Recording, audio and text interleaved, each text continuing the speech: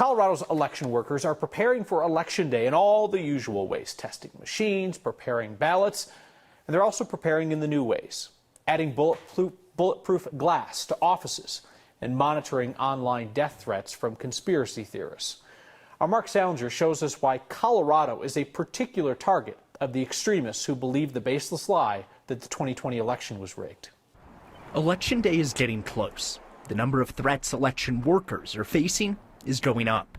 It is a major concern for us. Matt Crane is the executive director of the Colorado County Clerks Association and a former Republican clerk in Arapahoe County.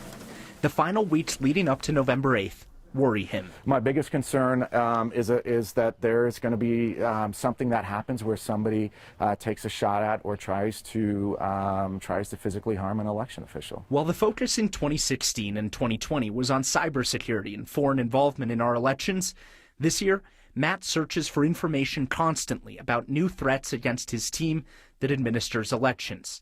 Stopping it is much harder. What are we hearing? What are the rumors that are out there? And making sure clerks are aware of that. CBS News reports the FBI is warning of unusual levels of threats to election workers in 7 states.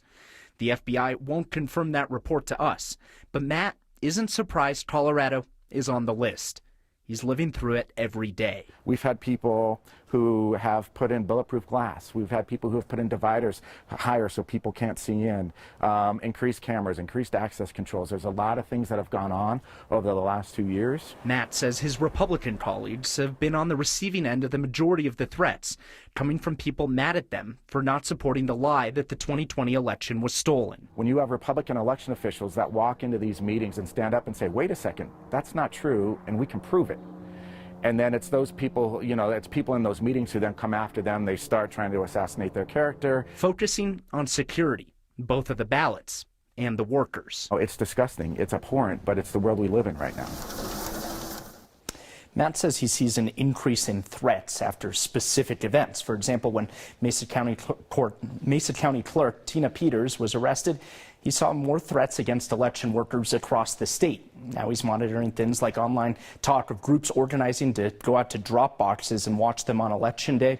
Kyle, the clerks are working to administer a fair election while also staying safe themselves. Sounds like they have a volume issue when it comes to the threats. Yeah, the FBI looks into these things. They refer them to local police departments as well. But when there's just a lot, it's hard to discern what's important and what you really need to look into and what's just another threat that's coming over the internet. Yeah. All right. Mark Salinger, thank you.